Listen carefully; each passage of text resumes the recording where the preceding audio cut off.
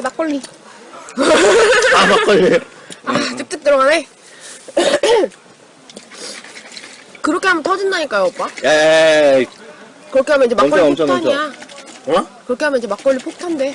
아니야, 알구나? 괜찮아. 난 혜선이가 알려준 방법이 있어. 내가 알려줬다고 하지마, 그런 거 어디 나가서. 진짜. 나 시집 가야 돼. 혜선이가 이렇게 때리면 되는데. 하지마! 그렇게 때린다고 돼? 좀, 그래, 그 다음에 살살 열어야 돼. 눈치 보면서. 왜 옆으로 때려줘야 돼? 그치. 그런 거 내가 알려줬다고 진짜 하지마. 보세요. 올라. 아, 맛있다. 그냥 바깥 바람만 쐬는데. 근데 언제 알려줬는데, 선이가 그거? 언제 알려줬지? 형. 그때 우리 파전 먹으러 갔을 안 때지. 넘치죠? 아, 나 이거 참, 혜선이가 이 유레카를 알렸대. 나에겐 유레카였어. 술 먹다가 알려줬을 거 아니야. 둘이 파전 먹으러 갔을 때. 형, 그 봐봐요. 끝나고. 막걸리가 전혀 안 넘친다니까? 그치? 올라와도 안 와. 둘이 먹으러 자주 다녀봐. 한 번 갔지, 그때 한 그때는. 번. 그때 우리 도원결이 했잖아. 자, 안녕하세요. 짠! 어. 마셔. 오늘 다 마셔. 자, 이제 녹음 시작하자. 아, 일단 술 따르고.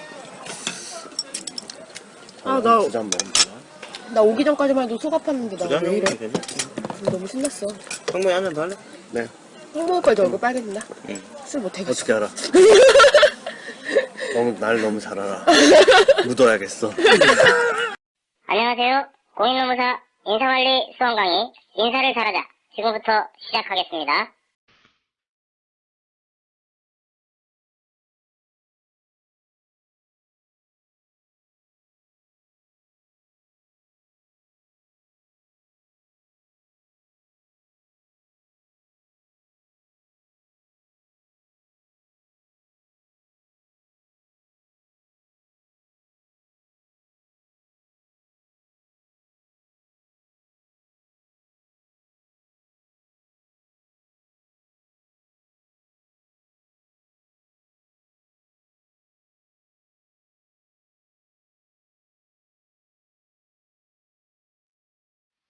안녕하세요.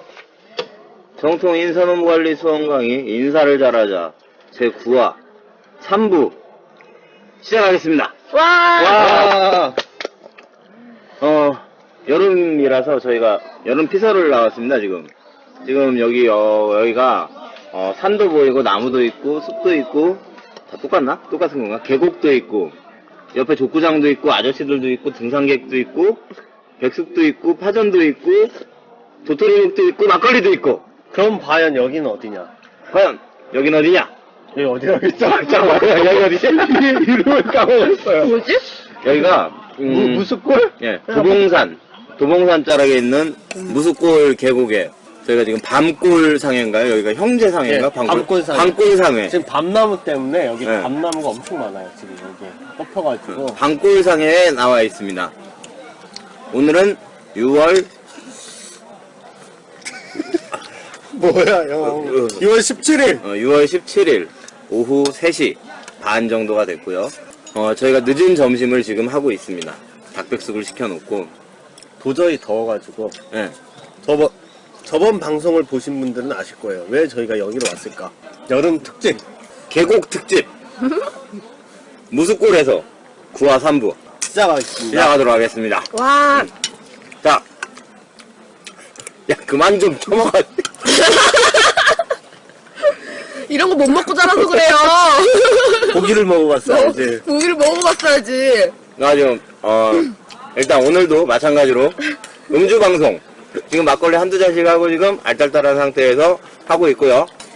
미리 말씀드리지만 방송 도중에 지금 저희가 되게 여기가 좋은 장소라서 닭도 방송 울어요. 도중에 닭백숙도 먹고 지금 옆에 지금 닭도 키우고 있는데 닭이 울어마. 닭백숙도 먹고 막걸리도 한잔하고 심지어는 이렇게 녹음하는 중에 딴 사람은 옆에서 지금 자빠져서 자고 이럴 수도 있습니다. 오늘 방송은 되게 리버럴하게 진행이 될 거다라는 말씀 드리면서 자 일단 자기소개 먼저 하시죠. 안녕하십니까. 한림법학원에서 왜 웃어? 내가 한림법이 왜 웃어? 그냥요. 네. 함께 열심히 해서 꼭 올해도 두 문제를 찍기 위해 노력하고 있는 강사 한림번방원의 노성문 강사입니다. 반갑습니다. 네, 수강생 너무 늘어가지고 부러워요.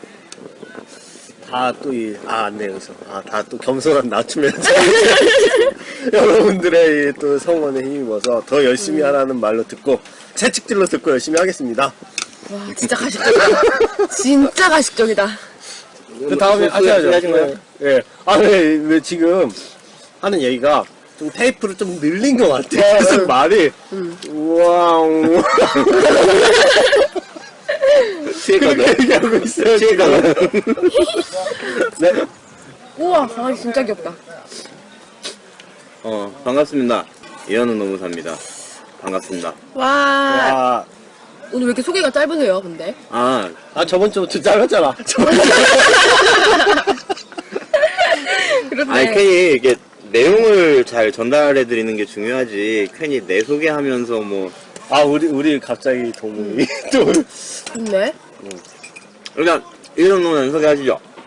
예, 안녕하세요. 해선신, 해선느님. 한림번방원의 이혜선 강사입니다. 노무사입니다. 네. 네, 박수 좀 쳐줘요. 근데. 도대체 어떤 사람들이야, 그 사람들은? 몰라, 나한테 뭐 그렇게 말해줬어. 근데 신보다 여신이 더 좋다는 거? 안 되겠어. 저 답안지에 봉 하트. 진짜 그렇게 썼어? 그렇게 쓰란 얘기겠지. 안 되겠어. 나는 답안지에 이혜선 노무사님 이렇게 쓰는 거보다 그냥 해선느님, 해선신 이런 게 좋아. 자기 닉네임이야. 내 닉네임으로 해줬으면 좋겠어. 아니면은, 이게 백숙 좀 끌까? 난 그거보다 과자 음료수 주는 게 더 좋아. 난 명절 먹는 게 좋아. 나 동차방 갔는데 우리 학생이 네. 그 할리스에서 민트 초코 생크림까지 쫙 올려가지고 그걸 딱 갖다 준 거예요. 진짜요? 너무 그 감동. 동차방 그분 누구신데? 우리 학생 있어. 내가 제일 아끼는 나의 애제자. 딱 올려놓은 거야. 여자잖아. 감동. 남자. 그래요? 그래서 내가 고마워 이랬더니 시크하게 나한테 대답도 안 했어. 고마워 이랬더니 대답도 안 해. 저도 어제 수업 들어갔는데 감사하다는 인사를 못했는데 빵 약간 납작한 과자인가 쿠키인가 뭐 이렇게 음료수가 아니라 쿠키를 맡기는 거. 남학생이? 남학생이? 아니야, 이제 여학생 많아요. 이제 제가 우리 수업도 남학생 이제 여학생도 많아요. 남학생도 많고. 네. 자, 오늘 9화 3부는 노사관계 관리부터 이제 쭉 진행을 할 거죠. 그래서 노사관계 관리하고, 노사관계 관련된 어떤 그 집단 성과금 문제까지 얘기를 하고요. 가능하면 방출 관리까지 쭉 진행을 나갈 수 있었으면 하는 게 바람인데, 어제도 오늘 방송은 뭐 리플 다루시면서 뭐 욕하려면 욕하시고요. 어제는 저희는 지금 술도 먹었고, 그러니까 세게 나왔나 지금 백숙도 먹고 뭐 술도 먹고 해가지고 이제 지금 머리도 알달달하고 본심이 나오고 있어요. 지금 들어온 게 별로 없어. 이러고 내일 후에 이런 거 편집할 때 편집해. 내가 방송을 듣지 말라고. 내가 뭐 부귀영화를 누리고 이 짓거리 시작한 것 같아? 사람들은 마음 따로 몸 따로 후원하죠. 마음의 선물이 진짜 선물이라는 배고픈 세상. 은 중요하지 않아요. 중요한 건 그래서 민중의 소리가 CMS 후원을 원하고 있다는 거죠. 723-4266 CMS! 자, 오늘은 이제 노사관계 관리 부분 이제 말씀을 드리겠습니다. 계속 지금 저희가 유지관리 관련해서 쭉 이야기를 하고 있는데, 일단 첫 번째 했을 때 저희가 유지관리 쪽에서 뭐 했었죠? 기억이 안 나네. 유지관리 쪽에서 이혜선 특집. 아니 그게 2부고 그게 뭐야? 1부가 잠깐만. 그거 안전관리. 유지관리 방침하고 근로시간관리 근로 조건에 대한 관리 했었고, 근로시간관리 했었죠. 두 번째가 이제 인간관계 관리에 대한 부분 했었죠. 그리고 이 이제 세 오빠들 안 번째로 되겠네. 아니 그 얘기도. 네. 이 오빠들 안 그리고 이제 되겠어. 세 번째로 이제 노사관계 관리 부분 진행이 되는데요. 이 노사관계 관리 쪽은 어쨌든 이 노사관계 자체에 대한 어떤 특성, 그러니까 기업에서 인사관리에서 노사관계가 어떤 의미를 가지느냐, 그리고 이 노사관계가 어떻게 발전돼 왔느냐, 그리고 이제 노조에 대한 부분 얘기하시고, 이 인사관리 쪽에서는 이게 노동법에서 이렇게 대리적 노사관계 이런 측면보다는 이렇게 뭔가 참여적 노사관계 이런 것들을 얘기하기 때문에 경영 참가에 대한 부분을 좀 주로 많이 얘기를 해야 될 거고, 그 중에 하나로 이 성과 참가에 대한 이제 집단 성과급 제도에 대한 설명을 드리면 유지 관리 내용 가운데서 이 노사관계 관리에 대한 부분은 말씀을 좀 드릴 수 있을 것 같아요. 그래서 먼저 이 노사관계의 특성, 이 부분 먼저 좀 말씀을 드리죠. 노사관계란 과연 뭘까요? 아, 저 그 밥 먹을 시간 벌어주려고 앞에 방송을 계속 하신 거죠? 아, 그럼요. 이제부터 제가 계속 하면은 식사를 하시면 되는 거죠? 난 잠도 잘 거야. 난 먹기만 해. 말 안 할 거야. 노사관계란 산업활동에서 노사관계 근데 앞부분에서 배우셨죠? 앞부분에 환경 부분에서 설명을 잠깐 드렸었잖아요. 외부 환경, 내부 환경 하면서 노사관계, 기업 내부에 있기 때문에 내부 환경을 볼 수도 있지만 기업 인사관리 부서에서 컨트롤할 수 없기 때문에 이거 라이브야 왕개미 이거 누군데? 왕개미 지금 먹을 거 갖고 도망갔어. 어디. 이거 편집해야. 편집해주세요. 아니 내가 뭐 니네 오줌 싸면 뭐 죽는 사람이냐? 아무나 싸먹고 막 나도 이제 이런 거 못하겠어. 나이 먹고 니네 씻어버리나 하고 내가 진짜 더러워서 지금 어디 가세요? 잠자러 간다. 떨어서 오줌 싸러 갔어. 아 웃겨. 자 빨리 노사관계 뭐라고요? 오빠 어디까지 했죠? 다시 하겠습니다. 노사관계는 네, 그렇죠. 외부 환경과 내부 환경인데 잠깐만. 환경에서 배웠다. 잠깐만. 여러분은 지금 고품격 수업과 인사를 잘잘 듣고 계십니다. 예선 노무사님 지금 죽 드시고 계십니다. 제가 지금 이러는 이유는 리플이 하도 안 달려가지고 악플을 달아달라. 자, 진행하시죠. 악플보다 더 무서운 건 무플. 무플. 악플을 달아달라. 악플을 받기 위해서 지금 가진 뇌를 쓰고 있어요. 이 무관심에서 벗어나려고. 네, 그래가지고 앞부분에서 이제 환경 부분이긴 한데 환경 부분에서 좀 설명을 했었죠. 그리고 이제 노사관계 유지관리에서 또 따로 떼내가지고 인사관리에서 이제 유지관리에서 다루게 되는 거죠. 노사관계란 산업활동에 있어서 개인, 집단, 조직과 관계에서 이제 노동조합과 사용자 간의 관계를 얘기하는데 요즘은 이제 그 노동조합과 사용자의 관계 플러스 국가관계도 이제 포함이 되긴 되죠. 그래서 노사정, 뭐 이게 삼자의 관계 그렇게 보는 것들이죠. 노사정 관계 그렇게 이제 세 가지로 보기도 하고요. 그 다음에 이제 그렇게 생각을 하시면 되고 그 다음에 이제 노사관계 특징을 보면은 노사관계의 특징은 협조적 관계, 대립적 관계. 노사사가 이제 협력적 관계는 노사가 서로 간에 생산의 효율성을 높여서 성과를 높임으로써 성과를 너무 많이 증진을 시키기 위해서 협력적 관계이지만 성과를 배분하는 관계. 이 성과에 배분하는 관계에서는 양면적인 관계, 대립적인 관계를 가지게 되겠죠. 그리고 노사관계는 종업원과 사용자의 관계에서 개인적인 입장에서 근로자 개인, 그리고 경영자의 관계에서는 개별적 관계로 생각할 수도 있고요. 그리고 노동조합과 경영자 간의 관계에서는 집단적 관계로 생각을 할 수가 있겠고요. 그래서 개별적 관계와 집단적 관계, 양면성. 세 번째는 이제 그거 잠깐 관련해서 네.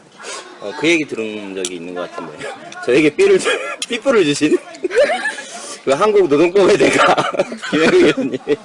기업 내에서 이제 노사관계다라고 하는 거는, 그러니까 노사관계는 단 하나가 존재한다. 노조가 하나 있으면. 근데 만약에 그 기업의 종업원이 100명이다라고 하면 개인들 간의 근로관계는 100개가 존재한다라고 인식을 하고 접근을 해라 라는 말씀을 하시더라고요.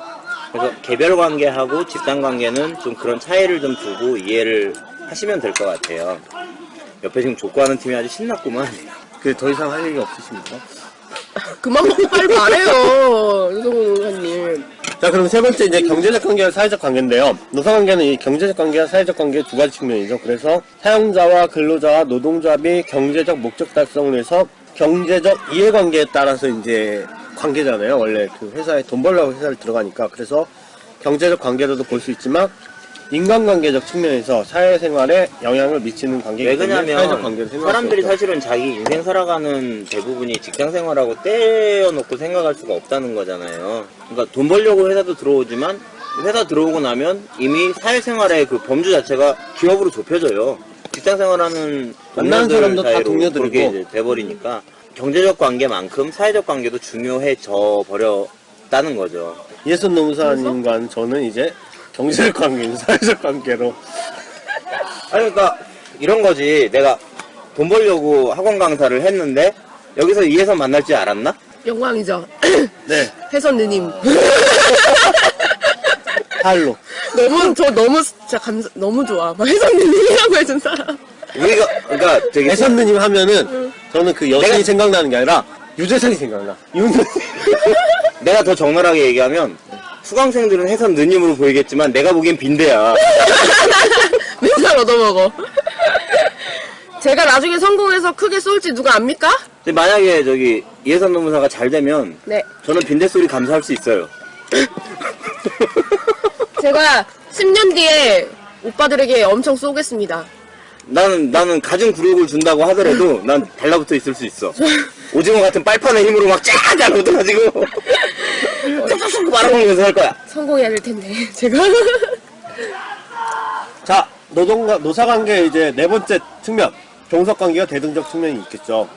그래서 근로자는 사용자에게 지휘 명령에 복종해야 하는 종속관계인 반면에 또 단체 교섭을 할 때는 노와 사 간의 이 대등한 관계잖아요. 그래서 대등한 관계에서 대등관계, 그래서 종속관계, 대등관계, 양면성을 가지고 이 있다. 부분도 이제 그렇게 생각해보면 되겠죠. 그러니까 개별적 근로관계 하에서는 이제 종속성이 많이 반영이 되고 이 집단적 관계 속에서는 이제 대등성이 좀 중요시되는 측면으로 같이 묶어서 이해를 하셔도 될 것 같고요. 그래서 이 노원 노투에서 노조법하고 금기법. 예, 근기법하고 해서 이제 근기법은 약간은 근로자를 최대한 보호해 주려는 장치들이 되게 많고 노조법에서는 대등한 관계에서 어떻게 이제 그런 관계들이 좀 나오잖아요. 이 법률 자체가. 이렇게 설명하시더라고요. 이 그러니까 석학이신 또 그 김용대 교수님의 제자이신.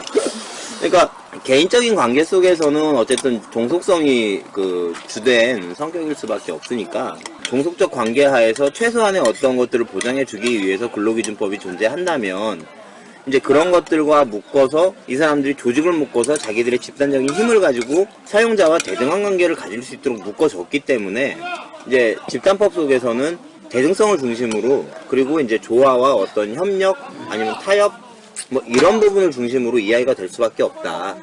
그래서 근로기준법에서 추구하고자 하는 목적과 집단법, 그러니까 노조법에서 추구하고자 하는 목적이 달라질 수밖에 없다. 그러면서 이제 집단법에서 뭐 노조 문제나 이런 것들을 접근하면서 우리가 근로기준법에 얘기했던 어떤 그 근로자의 어떤 보호 이런 측면을 주되게 얘기하는 거는 핀트가 어긋나는 거 아니냐라는 말씀을 좀 하셨던 걸로 좀 기억을 해요. 법 자체가 어쨌든 체계를 갖춰주고 했다면은 그 안에서 공정한 룰을 가지고 이제 이렇게 이야기를 해서 풀 수 있도록 네. 그 룰을 만들어주는 게 이제 집단법의 역할이기 때문에 추구하는 방향이 다르다라고 하는 거는 좀 노동법 공부하시면서 좀 이해를 하시고 접근하실 필요는 있을 것 다음 강의 같아요. 이제 노동법 하시려고 준비를 하시는 거예요. 이제 이 세계적인 석학이신 그쵸. 이 교수님한테 배워가지고 삐뿔을 받아가지고. 여러분들 삐뿔 이상 맞게 해주겠다. 그니까요. 대학원에서 삐뿌리면 공부 그만두라는 얘긴데. 삐뿔인데 삐뿔이 그 삐뿔이 아니죠. 그 방송도 하고 방송인으로서 활동하고 회사도 다니고 대학원도 다니고 아무튼 또 아이하고 놀아주고 자상한 아빠에다가. 자, 진행하시죠. 네, 그럼 이제 노사관계 발전 과정. 그만 먹어요. 빨리 강의해요. 네, 노사관계 이제 발전 과정 보시면은 그 노동법 시간에 이제 노조법 맨 앞부분에 교과서 앞부분에 나와 있죠. 이것들은 특별히 설명할 필요는 그렇게 없죠. 그래서 이 부분은 많이 제가 설명을 좀 드렸던 것 같아요. 그러니까 과거에 전제적. 예, 산업혁명 이전 시기 그리고 산업혁명이 이루어지면서 그러니까 산업혁명 이전에는 개인들의 어떤 생활 같은 거를 다 책임져 주던 시대였는데 산업혁명 거치면서 이게 더 착취적으로 변한 거죠. 네, 기계화시키고 그러다가 이제 그 근로자들이 반발하고 집단을 만들어서 대항하고 이러다 보니까 이제 같이 이제 그런 것들을 풀어낼 수 있는 관계적인 걸로 이제 고민을 하기 시작했다는 거죠. 그러면서 이제 노사관계 자체가 좀 완화적으로 가고 그러던 게 점차 이제 민주화되는 관계로 가고 있다. 앞으로의 방향은 더 협력적인 노사관계 형태로 갈 것이다. 라고 이제 보통 많이들 예측을 그래서 하고 있는 협력적 거죠. 노사관계가 그 찍히고 있죠. 이 유지관리나 이제 노사관계 파트에서는. 왜 그러냐면은 기본적으로 이제 과거의 어떤 착취하고 이런 거에서 점차 이제 민주적인 거에서 한 단계 더 나아가서. 그렇죠. 계속 좋아지는 방향으로 왔기 때문에 결국에 어떤 국가 경쟁력, 기업 경쟁력 이런 거 가지고 이제 가는 시대다. 더 글로벌화되는 시대다라고 하면 그거에 맞게 동반자적인 입장에서 갈 수 있는 게 뭐냐라고 하는 거를 기업들도 고민하고 노조에서도 이제 고민할 수밖에 없다. 이제 라는 측면으로 사실은 어떻게 보면 글쎄요. 제 생각에는 좀 그런 방향으로 많이들 몰아가고 있지 않나. 까치야 조용해. 진짜 조용해. 아니네. 왜 드는 거야? 이제 그런 이렇게 몰아가고 있는 측면도 있지만 어쨌든 그렇게 발전되어 왔다라고들 인식을 하고 있기 때문에 어쨌든 인사관리에서 만약에 노사관계 관련해서 문제가 나온다라고 하면 앞으로의 방향성은 이 협력적 노사관계를 어떻게 구축할 거냐라고 하는 그 시스템의 문제 그리고 그런 문화의 문제 이런 것들에 대한 부분으로 나오지 않을까라는 생각들을 좀 하게 되죠. 예, 그렇게 이제 노사관계 발전 과정, 특히 협력적 노사관계가 중요하다고 했고요. 그 다음에 이제 까치 쫓으러 가신다, 이제. 그 다음에 이제 노동조합에 대해서 보면, 노동조합은 뭐 여러분들은 특히 노무사 수험생에다가 돌 들으니까 까치가 더 날라갔어. 돌 저 지금 까치한테. 그래서 노동조합은 이제 여러분들이 잘 아시죠? 그래서 근로자가 주체가 돼서 단결하여 근로조건 유지 개선을 위해서 근로자 간의 경제적, 사회적 지위를 도모할 목적으로 조직한 단체이다. 뭐 그렇게 되고 노동조합에 대해서는 노조법에서 되게 많이 배웠으니까 특별히 설명할 필요가 없겠고요. 노동조합의 기능도 경제적 기능이라든지 공제적 기능, 정치적 기능 뭐 이런 것들은 다 아시죠, 이거. 근데 요 부분은 잠깐 설명을 좀 해줘야 될 거예요. 왜 그러냐면 그 노동법에서는 어쨌든 노조의 기능 자체에 대한 내용은 사실 안 나와요. 책 앞부분에 나오지 않나요? 교과서. 저 수험서만 가지고 공부했기 때문에. 교과서 보면 다 김영배 교수님의 책을 가지고 있지 않습니까? 사인받은 친필 사인. 내가 사인을 안 받았어. 심판은 안 사서? 아니 심판을 샀는데 네. 그 사인 받고 하는 게 너무 가증스러운 거야. 아, 교수님이 되게 좋아하신다면서요. 교수님 좋아해요. 네. 그 책 산 거 보면 이렇게 얼굴도 기억하시고 하는데 아니 난 너무 낯간지러워서. 아까 앞에서 한 얘기가 다르잖아요. 오징어처럼 붙어 있는 게 아니잖아요, 그건. 아니 그게 교수님한테 달라붙겠다 이 얘기가 아니라 그냥 계속 버티고. 아, 교수님 눈치 줘도. 그래서 노동조합의 기능을 보면요, 경제적 기능, 그리고 아까 앞에 설명한 것처럼 공제적 기능, 정치적 기능이 있는데, 경제적 기능은 이제 노동조합의 가장 기본적인 기능이죠. 그래서 사용자에 대해서 직접적으로 노동력의 판매자로서 교섭하는 기능. 그래서 노동조합의 이제 주된 기능이죠. 경제적, 근로자의 조합원의 경제적 이익을 도모하고 유지, 개선하는 기능을 하는 게 이제 경제적 기능이고요. 그 다음에 이제 공제적 기능인데, 공제적 기능 같은 경우는 이제 노동조합의 공제적 기능은 조합원 상호 간의 일종의 이제 상호 간의 공제, 부조 이런 것들이죠. 그래서 질병, 뭐 재해, 사망, 뭐 실업 이런 문제가 발생했을 때 조합기금을 설치해서 상호 공제를 하는 기능. 그렇게 되고 정치적 기능 같은 경우는 이제 잘 알듯이 임금이나 근로조건 개선을 통해서 노사 간의 교섭과 분쟁을 조정하고 해결하는 것뿐만 아니라 정치, 사회적으로 영향을 끼치죠. 그래서 뭐 총파업이라든지 입법을 발의한다든지 라는 것들을 하게 되는 것들이 이제 정치적 기능을 하게 되는 거겠죠. 예선 노무사님 주무시러 가나요? 아니에요. 그런 말 하지 마세요. 네. 그다음에 이제 노동조합의 조직의 형태는 노조법에서 보시면 이제 직종별, 산업별, 기업별, 일반 단일 조직 뭐 이런 것도 생각할 수가 있겠죠. 그래서 직종별 노조, 산별 노조, 기업별 노조, 일반 노조 뭐 이런 것들은 뭐 충분히 아시겠고, 그리고 샵제도, 노동조합의 이제 조직의 샵제도는 오픈샵, 유니온샵, 클로즈샵, 에이전시샵, 프리퍼렌셜 샵, 그 다음에 메이티넌스 샵 뭐 이런 것들이 있는데, 이것도 노조법 보시면은 특별히 설명할 필요는 없겠죠. 그러니까 어차피 저희가 이런 제목만 말씀드리면 한번 이렇게 노동법 때 공부했던 거 한번 연상을 한번 해보시면 될 것 같아요. 네, 그렇게 생각을 하시면 되고요. 그 다음에 이제 단체 교섭에 이제 들어가면은, 교섭은 이제 노사 간의 대등한 입장에서 집단적 거래관계 내에는 집단적 타협 절차를 말하는 것들. 그래서 이제 단체 교섭이죠. 그래서 단체 교섭 같은 경우도 이제 이 노조법에서 또 여러분들이 잘 알고 있죠. 지금 이 시점에서 이게 기억이 안 난다. 문제가 있는 거죠. 지금 시험이 이 2달 남았는데. 근데 보통 인사관리 측면에서 보면, 그러니까 인사노무관리 측면에서 교섭 방법 이런 거는 시험에 나올 확률은 거의, 네, 주로 이제 노동법의 영역이기도 하지만 기출이 경영학 됐다는 거. 안에서는 산별로조 막 기출돼가지고. 꽤 오래전에 이제 네. 초창기에 나왔던 문제인데, 네.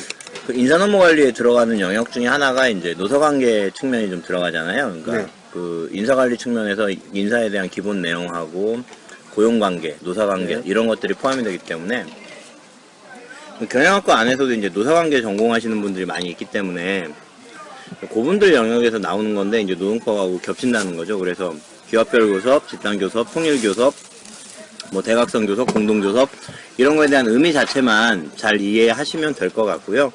오히려 이제 인사관리에서 이런 측면에서 우리가 좀 주로 얘기해야 될 부분은 이제 경영 참가 쪽일 거예요. 이 부분 관련해서 좀 주로 저희가 설명을 드리면 될 것 같아요. 네, 그래서 뭐 교섭 방식이라는 교섭 절차 같은 것도 그냥 넘어가고요. 네, 이 부분은 이런 것들은 이제 뭐 잘 아시니까 경영 참가가 이제 노사 파트에서 제일 중요하다고 볼 수가 있겠죠. 그렇죠. 인사관리에서 사실 다룰 만한 부분은 사실 이 부분이 유일하다고 해도 과언이 아니죠. 그래서 인사관리에서 특히 이 좋은 내용, 협력적으로 해서 성과를 높이자 하는 내용이기 때문에 경영참가가 이제 볼 수가 있는데, 경영참가는 근로자와 노동조합이 기업 경영과 관련해서 제반되는 의사결정에 참가해서 영향력을 행사하는 과정이다. 이런 것들 경영참가를 생각하시면 되고요. 경영참가의 필요성 측면에서는 경영참가가 유형을 생각하시면은 이제 경영참가 생각할 수 있겠죠. 그래서 자본참가, 뭐 이익참가, 의사결정참가 뭐 이런 것들 생각하시면은 경영참가의 내용이라고 생각하시면 되고요.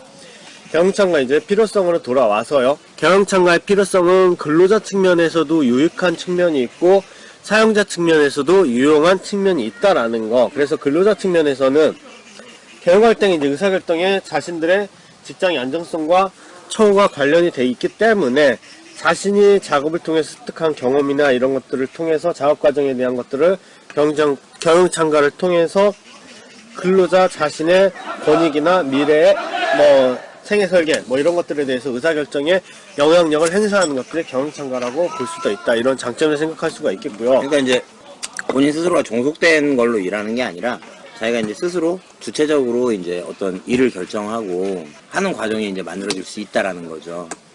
그래서 종속적인 그런 거 말고 이제 본인이 직접 참가해서 본인이 원하는 방향으로 만들어낼 수 있다 보면 종업원 스스로도 이게 단순하게 경제적 관계, 종속성을 기반으로 한 경제적 관계를 목적으로만 그 직장 생활을 하는 게 아니기 때문에 본인 스스로가 그 안에서 그 우리 뭐 모티베이션에서 얘기하는 여러 가지 그 다른 측면들이 있잖아요. 봉급 외에 그런 모티베이션들을 충분히 얻을 수 있는 부분들이 있다. 라는 측면으로 이제 근로자 측의 어떤 경영참가를 통한 필요성은 이해를 하시면 될 것 같고요. 네, 그 다음에 이제 기업적 측면에서는 새로운 이 기술 환경이나 이 시장 변화에 대응하기 위해서 앞에서 얘기한 것처럼 전체적이거나 근로자를 막 착취하고 억압하는 그 근로 환경에서는 살아남을 수가 없다는 거죠. 지금 환경 하에서는 특히 이제 요즘 그 유행하는 것처럼 협력적 노사관계나 이걸 통하는 이 고성과 조직 뭐 이런 것들 생각하시면은 그렇기 때문에 근로자의 경영참가를 유발해서 더 높은 생산성과 혁신적인 아이디어를 획득할 수 있다는 측면. 그래서 기업 측면에서도 유용한 측면이 있고 근로자 측면에서도 유용한 측면이 있다라는 걸 생각하시면 되고요.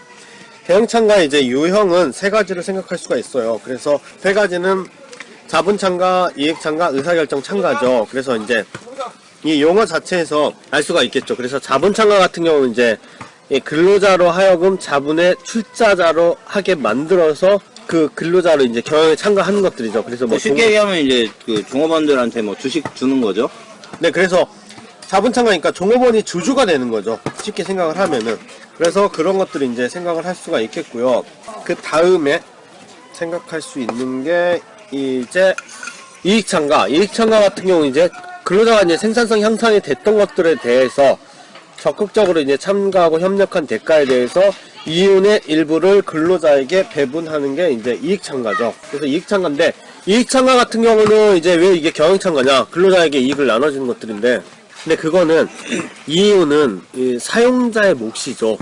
근로자는 임금을 주고 고용하면은 그거에 대한 대가를 준 거기 때문에, 근데 이윤을 나눠 갖자라는 것 자체가 이제 경영참가라는 내용이 되는 것들이죠. 근데 이제 이게 예전에는 그러니까 월급만 주고 일하면은 얘네들이 열심히 일을 하겠다. 자기 일을 한 거에 대해서 월급으로 내가 보상해주지 않았느냐라고 이제 보통 이 사용자들이 많이 인식을 했는데, 이게 이제 기업마다 나오는 성과들이 다르다는 거예요. 그리고 사람들이 어떤 기업에서는 되게 일을 열심히 하고 어떤 기업에서는 되게 일을 안 하는 분위기가 생기고 이러는데 또 거기다가 그리고 이제 일하다 보니까 본인들 스스로에 대해서 사용자가 너무 많이 가져가면 열받잖아. 아니 그러니까 그런 측면도 있고 그런 거.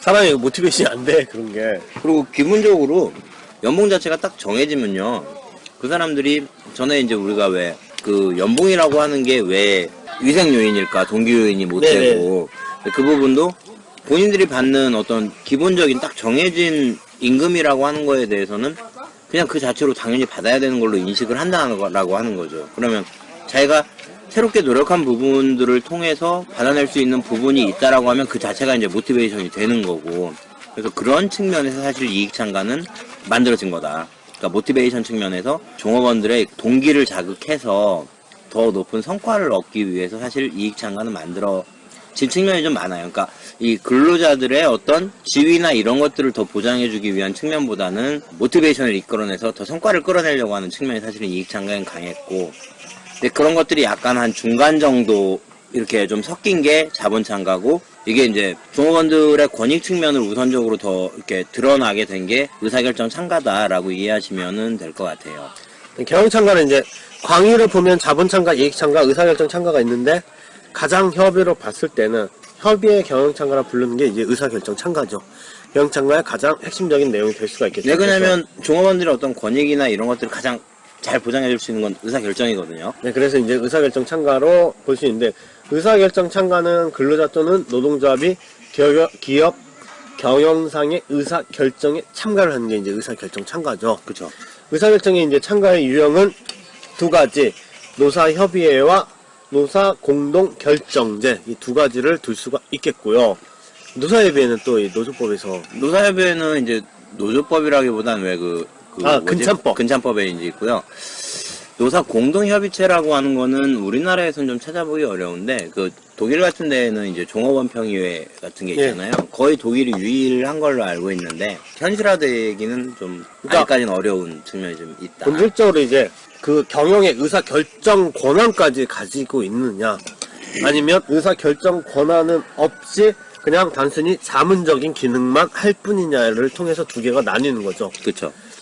그래서 이제 노사협의회 같은 경우는 이제 그 단협 같은데, 단체 교섭 같은 데에서 취급되지 않거나 근로요건 결정에 대해서 이제 요구되는 이러한 내용들이, 그러니까 그러한 내용의 밖의 사항들이 있죠. 노사 쌍방 이해관계가 공통으로 되긴 하지만 그러한 사항들에서 노동자와 사용자 간의 대등한 입장에서 상호 협력하는, 이제 협의하는 그런 협의체라고 생각을 하시면 되겠고요. 그래서 이 단순한 이제 앞에 나온 것처럼 자문적 기능만 가지고 있지 의사결정 권한은 없다. 그리고 우리나라는 근참법에 이제 법률로서 제정이 돼 있다는 것들이고, 공동의사결정제는 근로자와 노동조합 간의 이제 경영에 참가해서 의사결정, 경영 문제뿐만 아니라 의사결정까지 공동으로 이루어지는 경영 참가 방식이 이제 공동 의사결정 과정이다. 뭐 이런 것들은 이제 의사결정 참가라고 볼 수가 있겠고요. 그 다음에 뭐 이 정도 보시면 되겠고요. 경영 참가에 그러면 이제 문제점과 해결 방안에 대해서 한번 생각을 해봐야 할 거예요. 그래서 이 경영 참가 이제 문제점은 세 가지 정도 생각할 수가 있겠는데요. 첫 번째, 경영자들이 생각하는 입장에서 이 경영 참가를 하게 되면은 경영권을 침해한다고 생각을 하는 거예요. 사용자 입장에서는. 그래서 사용자 입장에서는 사용자의 그 경영권이라는 것 자체는 사용자가 가지고 있는 본질적 권한인데, 근로자가 이거에 대해서 행사를 하게 되면은 경영권의 침해의 문제가 아니냐. 그래서 사용자 측에서 문제를 제기하는 거 하나 생각할 수가 있겠고, 노동조합 측면에서는 경영 참가를 하게 된다고 하면은 이게 경영 참가면 근로자 입장뿐만 아니라 사용자 입장이 생각을 하게 되겠죠. 그러면은 근로자 입장에서, 노조 입장에서는 투쟁을 해서 사용자 측에다가 뭔가를 더 얻어내야 하는데, 경영자 입장이 생각하면은 경영자가 힘들다 생각하면 본인이 경영자를 생각했을 때 좀 힘들 수도 있겠구나 이해할 수가 있다는 거죠. 그러면은 협상이라든지 투쟁에서 힘이 약해지고, 그러면은 조합 기능이 약화될 수 있는 문제가 되지 않냐. 그리고 사용자 입장에서 생각을 해보면은 노동조합이 이제 관리하기 힘들고 뭐 이런 것들이 되기 때문에 단결력이라든지 교섭력을 약화시키고, 그렇게 되면 결국은 노동조합이 언어화되는 거 아니냐. 경영 참가를 하는 이 근로자 측면이 모두 다 노동조합이 가입됐다고 하면은, 그래서 이제 그러한 조합 기능이 약한 문제. 그리고 세 번째는 근로자 이제 또한 이게 사용자 측이 생각하는 게 이 근로자들은 조금 사용자보다 고도의 이 사용자들의 이제 경영이라는 고도의 결정을 해야 하는데 근로자들은 그러한 능력이 없지 않냐. 고도의 결정 능력이 떨어지기 때문에 근로자의 경영참가 능력이 떨어진다. 그렇기 때문에 경영참가를 하면 안 된다. 라는 내용들을 이제 세 가지 측면에서 경영참가의 문제점 내지는 부정하는 이제 경영참가에 대해서 부정적인 생각을 갖고 있겠죠. 그래서 근데 이제 그게 어떻게 보면은 사용자 입장에서 보면은 이제 그렇게 볼 수도 있는데 사용자의 노동조합의 이제 두 가지 입장이 양쪽 다 이제 그런 입장은 있을 거예요. 그러니까 경영참가를 통해서 뭔가 더한 의사결정을 줄 수도 있다. 더한 의사결정을 우리가 참여하면서 우리가 직접 의사결정에 참가함으로써 우리가 원하는 방향으로 우리 기업을 이끌어 나갈 수 있다라고 하는 측면이 노조가 가지고 있는 반면에, 근데 그러면서 우리 스스로가 어영화될 수 있다라고 하는 위험성을 가지고 있는 거고, 사용자 입장에서도 이 종업원들을 경영참가로 끌어들이면서 의사결정에 그 사람들의 의견을 반영해주면서 그 사람들이 가지고 있는 어떤 아이디어나 이런 것들을 많이 활용해 볼 수 있겠다라고 하는 측면을 그쵸. 가지고 있지만, 사용자 입장에서는 기본적으로 그런 게 있는 거예요. 쟤네들이 과연 뭘 가지고 있는데 그냥 내주는 거 아니야 라고 하는 인식이 있을 수밖에 없다는 거고요.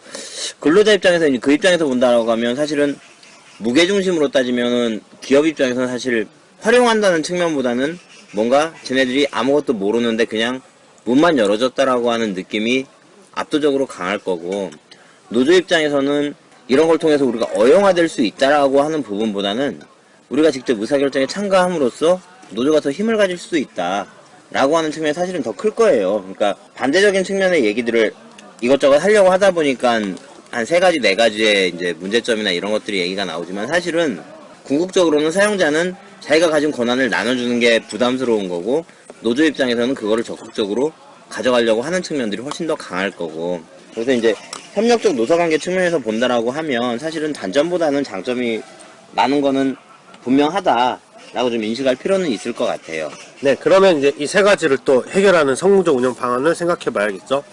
그죠. 그 의사결정 참가에서 사실 이런 걸 통해서 과연 어떻게 잘 풀어가지고 이거를 잘 해 나갈 거냐가 사실 관건이죠. 누가 이런 불만이 있다 없다 이제 이런 부분보다도, 아니 그러면은 어떻게 잘할 건데, 이제 요게 사실은 제일 중요한 문제죠. 그래서 경영권 이 침해 문제 같은 경우에는 이 경영권 침해에 대해서는 이 경영자가 이제 근로자의 경영 참가를 통해서 훨씬 더 생산성과 능률이 올릴 수 있다 하기 때문에, 부정적인 시각보다는 약간 이제 마인드를 바꿔서 전략적 파트너로 인식을 전환해서 근로자를 전략적 파트너로 해서 똑같이 성과를 향상시키고 공동의 목적을 향해서 노력을 하는 관계를 보자라고 이제 그렇게 경영권 침해 문제를 해결할 수가 있겠고요. 그 다음에 조합 기능에 약화는 흔히 이제 이중몰입이라고 얘기하죠. 그래서 이 교섭을 할 때는 또 교섭에서 이제 최대한 최선을 다해서 교섭을 하는 거고, 참가를 할 때는 또 경영자 입장에서 참가를 하자. 그래서 두 가지를 다 잘할 수 있는 방향으로 이중몰입을 하자라는 측면, 이런 것들 이제 생각할 수 있고, 근로자의 경영 참가 능력의 문제에서는 이게 이제 많이 해결이 됐다고 생각할 수 있겠어요. 그래서 옛날에 근로자 같은 경우는 특히 못 배우고 뭐 이런 사람들이 근로자였지만, 요즘은 다 교육 수준이, 특히 우리나라 교육 수준이 되게 높잖아요. 그래서 경영 참가 능력 이런 것들에 대해서 이제 기본적인 소양이나 능력을 갖추고 있고, 거기에 플러스해서 기업에서 개발 관리에서 나오죠. 교육 훈련 프로그램을 적극적으로 활용해서 경영 참가 능력을 향상시키면 되겠죠. 그래서 의사결정 능력 같은 거를 기를 수 있는 교육 훈련 프로그램 이런 걸 활용해서 할 수가 있겠다라는 측면. 그래서 이런 것들이 있는데 경영 참가의 문제점과 성공적 운영 방안을 생각할 수가 있겠죠. 결론은 그러니까 이제 노동의 인간화, 시험에 나온 것처럼, 그래서 노동의 인간성 소외라든지 산업민주주의 뭐 이런 것들을 실현하기 위해서 기업의 의사결정에 근로자 참가를 보장해서 기업의 경영의 효율성과 생산성 향상을 기여할 수 있는 방법을 강구해야 하고, 노사 간의 협력적 관계를 구축해야겠다라고 이제 결론을 지으면 되겠죠. 제가 부가적으로 좀 드리고 싶은 얘기가, 아까 이제 첫 번째가 뭐였죠? 성공 방안에서 성공 방안의 경영권 침해의 문제, 전략적 파트너로 인식의 전환. 전략적 파트너로 인식의 전환을 해야 된다라고 하는 측면에서, 과거에 이제 노조 자체가 가지고 있는 성격 자체를 변화시키기 위해서는 사실은 노조한테 권한을 주는 게 가장 맞아요. 그러지 않으면서 인식 자체는 되게 노조는 되게 나쁜 존재 이렇게 인식하다 보면 권한을 줄 수가 없죠. 이거는 사용자로 하여금 노조들과 동반자적인 관계를 가지도록 네가 먼저 인식을 전환해라 라고 하는 측면의 의미일 거고, 두 번째는 노조가 가지고 있는 어떤 그런 것들을 활용할 수 있다라고 하는 측면은 비슷한 게, 최근에 그 인력 다양성에 대한 문제들이 많이 나오잖아요. 그러니까 여성 문제, 뭐 외국인 근로자, 장애인, 네. 뭐 등등의 이제 아니면 세대간 갈등 이런 문제들이 이제 많이 제기가 되고 있는데, 기업에서 과거에는 남성 중심의 뭐 제조사원 중심의 뭐 국내 사람 중심의 이제 이런 획일적인 어떤 순혈주의가 있었다라고 하면 이게 점차 이제 개방되는 추세로 가고 있단 말이죠. 이거가 법이나 제도를 통해서 자꾸 이제 압력이 많아지다 보니까 그걸 수용하면서 가는 소극적인 의미도 있지만은, 적극적으로 보면 이거를 통해서 여성 문제가 자꾸 이슈화 되니까 우리가 여성 인력들을 더 많이 활용함으로써 그 여성들이 가질 수 있는 어떤 욕구나 이런 거를 파악해서 더 큰 시장으로 나갈 수 있고, 외국인 근로자들이 가지고 있는 어떤 것들을 활용해서 그 문제들을 가지고서 남들보다 이제 다른 기업보다 더 뭔가 좀 창의적인 그런 것들을 만들어낼 수 있는 부분들이 있거든요. 그렇다라고 하면 기업 내에서도 노조가 가지고 있는 어떤 기업 자체의 특성과 다른 특성들이 있기 때문에 이거를 활용할 수 있는 측면으로 생각해 볼 수도 있겠다. 그래서 이제 그런 측면에서 이제 두 번째 문제는 이야기를 좀 해볼 수 있을 것 같아요. 세 번째가 뭐였나 기억 안 나는데, 아무튼 근로자의 경영 참가 능력 자체의 문제도 이제 그런 거죠. 그러니까 어떻게 보면 인식 자체가 이제 학벌 위주의 이제 그런 사회 문화 이런 속에서 그런 인식들이 좀 많이 있었는데, 그 자체가 이제 어떻게 보면 지금 시대에는 맞지 않을 수가 있어요. 네. 서태지가 뭐 저기 대학교 나와서 음악 잘하는 건 아니었고, 그런 부분으로 어떻게 이걸 인식할 수 있느냐. 그러니까 어떻게 보면 노조를 바라보는 그 위에서 내리 까는 요런 시선 자체는 지금 시대에는 좀 맞지 않는 사고가 아니겠느냐 라는 생각으로 좀 접근하실 필요는 있을 것 같아요. 근데 그러다 보면 자연스럽게 협력적 노사관계 자체가 되게 바람직한 방향으로 인식이 딱 돼버리는 경우가 생기죠. 경우가 생긴다기보다 그렇게 딱 인식이 돼버릴 수밖에 없을 거예요. 그래서 그러다 보면 이제 답은 결국에 이런 것들을 다 존중하면서 바람직한 협력적인 노사관계 관리 형태로 갈 수밖에 없겠구나 라고 이제 결론이 좀 설 거니까 머리 정리는 좀 그렇게 하시는 게 나을 것 같아요. 피곤해.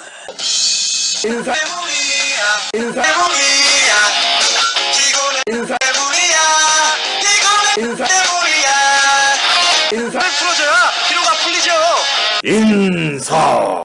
자, 그러면 이것과 관련해서 전에 이제 어디더라? 임금 부분, 보상 부분에서 집단 성과급 부분 자세히 좀 설명을 많이 못했던 측면이 좀 있는데, 뒷부분에서 이제 한다고 저희들이 네. 얘기를 했었죠. 집단 성과급 제도 관련해서 좀 설명을 좀 해주시고요.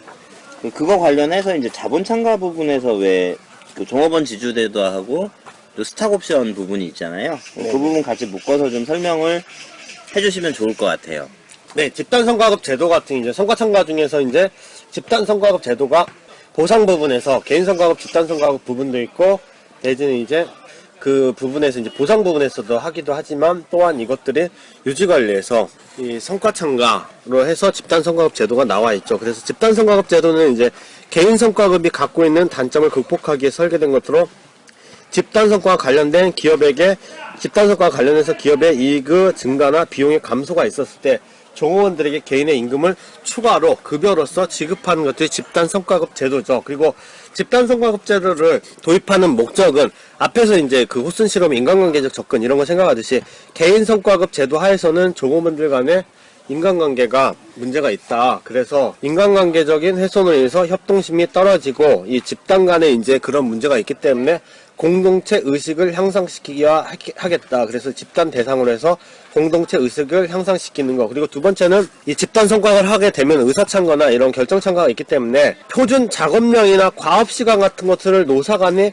협의하에서 결정하면은 노사 간의 갈등을 줄일 수 있다라는 측면. 그리고 세 번째는 이제 그 개인의 성과가 독립적이지 못하고 여러 명이 수행하는 특히 직무 간의 상호 연계성이 보다 높은 직무들, 이러한 직무들에 대해서 집단을 대상으로 성과를 하면은, 개인의 성과는 이게 그 연관성이 되게 많으면은 누가 잘해가지고 이게 성과가 높은지 잘 모르겠다는 거예요. 그러면은 이 집단을 대상으로 전체에 대해서 모두 다 열심히 하면은 성과급을 주겠다라고 생각을 하면 되니까, 그래서 이러한 직무 간의 상호 연관성이 높은 경우에 개인의 성과를 측정하기 곤란하기 때문에 집단의 성과 측정을 하고 이렇게 나눠 갖는 방법으로 해서 집단 성과급의 도입의 목적은 이렇게 세 가지 정도 생각을 할 수가 있겠고요. 그 다음에 이제 집단 성과급제 유형인데, 집단 성과급 같은 경우에는 그때 앞부분 임금에 설명한 것처럼 업적, 수익, 이익 뭐 이런 걸 기준으로 해서, 업적 기준으로 해서 그러면 무엇을 업적으로 볼 것인가 라는 문제에서 물적 생산성을 업적으로 볼 것인가, 원가 절감까지 물적 생산성 뿐만 아니라 원가 절감도 업적으로 볼 것인가 라는 측면에서 나누는 게 있고, 또 수익을 기준으로 해서, 그러니까 물적 생산성, 원가 절감은 프렌치 시스템 뭐 이런 것들이 나오고, 수익을 기준으로 집단 성과급 하면은 매출액이 수익이냐 아니면 부가가치까지가 수익이냐, 그래서 매출액 기준, 부가가치 기준, 그래서 매출액 기준 같은 경우는 스캔넌 플랜, 부가가치 측면에서는 럭커 플랜 뭐 이렇게 생각을 하시면 되고, 이익 기준으로 했을 때 순이익을 기준으로 분배할 것인가, 배분 가능 이익을 기준으로 할 것인가 라는 측면에서 이제 이익 배분, 그래서 순이익, 배분 가능 이익 뭐 이런 식으로 나눠가지고 체계적으로 생각하시면 이게 이 부분이 좀 쉽다고 했었죠. 그러면 이제 다시 이제 자세히 설명을 하면은, 이익 참여 같은 경우는 이제 앞에서 맨 처음에 설명한 것처럼 물적 생산성이냐 원가 절감이냐 업적을 기준으로 했을 때, 그래서 이제 물적 생산성, 물적 노동 생산성에, 그러면은 이득 분배 같은 경우는 표준 과업량을 초과해서 생산을 달성했을 때 절약 임금을 기준으로 배분하는 것이 이제 물적 생산성이고, 그 업적 기준에서 이제 원가 절감이자 문제 하면은 프렌치 시스템이죠. 총 투입 대비 총 산출을 계산해서 절약액을 기준해서 원가 절감을 하게 되면은, 그러니까 생산성뿐만 아니라 원가 절감까지를 하면은 이 원가 절감까지를 종업원들한테 배분하는 것들, 이런 것들이 이제 프렌치 시스템이라고 보시면 되겠죠. 그리고 이제 수익 기준, 이익이 났을 때 그러면 수익을 뭐라고 할 것인가 라고 했을 때 이 매출액 기준하고 그리고 그 부가가치 기준이 있죠. 그래서 매출액이 증가가 되면 그게 수익이 난 거다. 그렇기 때문에 이걸 배분을 하자라는 것들이 이제 스캐넌 플랜이죠. 그래서 스캐넌 플랜 같은 경우는 잠깐 그 부분 관련해서 이제 얘기해주면, 기준을 뭘로 잡을 거냐의 문제인데, 그러니까 종업원들이 뭔가 열심히 일을 하면 매출이 늘어날 거다. 그 매출이 늘어난 부분은 종업원들이 열심히 한 대가다. 열심히 했으니까 매출이 늘었을 거다라고 보고, 그 늘어난 부분에서 인건비 비율만큼을 배분액으로 정해놓고 배분을 해주는 거죠. 이제 그런 거고, 그 럭커 플랜 같은 경우는 아니다, 이익이 나야 돈을 줄 거 아니냐. 그러면 이제 그 이익이, 부가가치가 늘어난 부분에서 이제 종업원들에게 배분할 양만큼을 이제 배분해주는 이런 건데, 그 기준은 좀 이렇게 보시면 될 것 같아요. 그러니까 어떻게 보면 우리가 일을 해서 과연 이게 매출액 증가로 나타날 거냐, 부가가치 증가로 나타날 거냐, 그러니까 초점을 어디에 맞추느냐의 이제 차이라는 거죠. 그래서 그런 측면으로 이해하시면은, 아, 스켈론 플랜하고 럭커 플랜은 관점이 좀 달랐구나 라고 이해하실 수 있을 것 같아요. 네, 그래가지고 이제 스캐넌 플랜부터 보면은 매출액이, 그러니까 종업원이 열심히 해서 매출액을 올리면은 그거를 돈으로 준다라고 생각을 하시면 되니까, 그래서 매출액과 인건비 관계에서 배분액을 계산해서, 그러니까 과거 통계를 대비해서 매출액이 얼마가 되면 인건비를 몇 %, 줬다라는 이제 배분액을 정해놓고요. 평균적으로 매출액 대비해서 인건비 비율이 있을 거니까 몇 년 동안에 이제 구하면은 평균이 나오겠죠. 그거를 계산해 놓고 올해 이제 그 대비하는 해에 인건비를 계산하고 매출액을 계산해서 표준 인건비 대 실제 지출 매출액이 얼마나 증가됐나를 해서 증가된 매출액이 증가됐다라고 생각하면은 증가된 부분이 있을 거 아니에요. 그러면 그 부분을 종업원들한테 배분하는 것들. 그래서 이렇게 생각하시면 되죠. 그러니까 전년, 그러니까 평균적으로 이렇게 봤을 때 그 인건비가 한 20% 됐다. 근데 올해 매출액이 한 10% 올랐다. 그러면은 그 10% 중에서 2%가 인건 비율이잖아요. 네. 그러니까 2% 정도의 인건 비율을 더 줄 수 있겠구나 라고 이제 계산이 되는 거죠. 네, 그래서 이제 그런 것들이 매출액 기준, 그런 것도 생각하시면 되고, 그 다음에 이제 종업원들이 그러면은 여기서 이제 이것만 있으면 안 되겠죠. 매출액만 무조건 올리면 된다라는 것들이 아니라 종업원들의 경영 참가잖아요. 하기 때문에 종업원들의 노력을 통해서 생산성을 향상해야 한다라는 측면이 있기 때문에 종업원들의 참가라는 부분이 도입이 돼야겠죠. 그래서 스캐넌 플랜 안에는 제한제도와 상여금 제도라는 것들이 두 가지가 이제 들어가 있어요. 그래서 제한제도와 상여금제도 이런 것들을 통해서 종업원들의 참여 의식을 올리고 그걸 통해서 참가 시스템을 만들어서 성과를 올려야 한다라는 측면이기 때문에, 그래서 제한제도 같은 경우는 이제 종업원들이 이 성과를 향상시키기 위해서 제한을 하는 것들이죠. 그래서 이 조직 구성원의 협력과 팀워크를 향상시키기 위해서 공개적인 제한제도를 만든다. 그래서 이제 과거의 제한제도하고 차이점이 그럼 뭐냐, 스캐넌 플랜하고 이 스캐너 플랜의 제한제도와 과거 제한제도인데, 전통적 제한제도 같은 경우는 이제 보통 그 표창 뭐 아니면 이게 꼬발리는 거죠. 그래서 부당 경쟁 뭐 이런 것들을 이제 얘기를 하기 위해서 하는 것들이 이제 과거의 전통적 제한제도인데, 이 스캐너 플랜의 제한제도는 공개적 제한을 통해서 생산성을 향상시키기 위한 제한이에요. 그래서 이 하위 레벨의 생산위원회, 이 생산 종업원들 간의 이제 생산위원회를 만들어서 이 제한을 하는 것과, 그리고 상위 레벨의 심사위원회, 그래서 이제 상위 레벨에서 심사위원회를 만들어서 제한을 하는 것들, 그래서 이 스캐너 플랜의 제한제도가 있겠고, 상여금 제도는 아까 설명한 것처럼 과거의 데이터를 통해서 농업비의 절약분을 계산해서 절약분만큼 상여금으로 주는 것들라고 생각을 하시면 돼요. 그래서 상여금 제도와 제한제도 이 두 가지가 있겠고요. 그 다음에 이제 부가가치 기준은 러커플랜인데, 기업에서 매출액이 아무리 높아도 부가가치가 낮으면은 이익이 없죠. 줄 돈이 없게 되는 거죠. 그렇기 때문에 그래서 이제 일단 러커플랜 자체는 그러면 부가가치가 얼마나 늘었느냐, 네. 그리고 평년 이렇게 기준으로 봤을 때 이 부가가치에서 인건비가 어느 정도 비율이 됐느냐. 네, 마찬가지 논리죠. 그래서 부가가치에서 인건비 비율이 한 절반 됐다. 근데 부가가치가 한 10% 올라갔다. 그러면 이제 그 중에 이제 절반인 5% 정도를, 이거는 종업원들에게 나눠줄 수 있는 돈이구나 라고 보고 이제 그걸 기준으로 해서 나눠준다라고 하는 거죠. 네, 여기서 부가가치를 잘 모르시는 분들이 있을 것 같아서 제조 원가를 빼면 돼요. 근데 이렇게 웃으셨는데 질문하셨어요, 수업 시간에. 아, 그래요? 네, 이 질문하신 분이 얘기.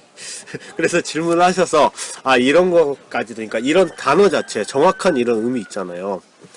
그래서 그렇게 생각을 하시면 돼요. 그냥 그 들어온 돈에서 이 물건을 만들기 위해 들어간 비용 다 뺀 나머지 그냥 이익하고 부가가치가 비슷한 개념이다. 네, 라고 보시면 될 것 이걸 그러니까 같아요. 다 알 거라고 생각하고 했었는데, 그러니까 수업 시간에 들은 거는 모르는 개념을 계속 들었던 거죠.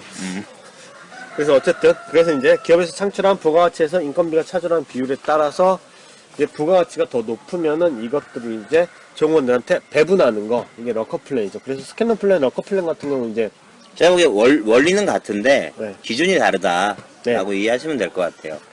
그렇게 보시고요. 그 다음에 이제 인프레셔라고 이게 이제 산업공학적인 관점에서 이 시간으로 이제 아예 계산을 하자라는 것들이 있죠. 그래서 표준 노동시간하고 실제 노동시간을 비교해서 실제 노동시간이 표준 시간보다 절약하면은 그 절약한 만큼 임금으로 준다라는 것들, 그런 것들을 이제 인프레셔라고 생각하면 되겠고요.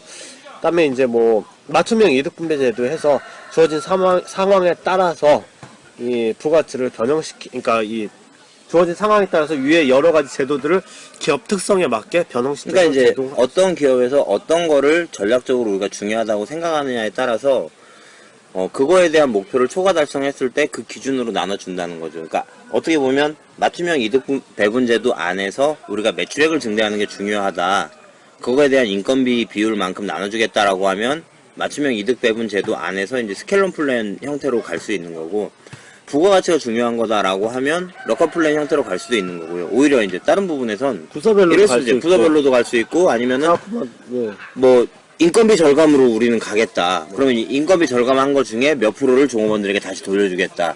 이런 형태로 갈 수도 있는 거고, 아니면 아예 그 시장 자체를 늘린다. 고객 수를 늘리면 얼마 주겠다. 이제 이런 비율을 가지고 만들어 볼 수도 있는 거죠.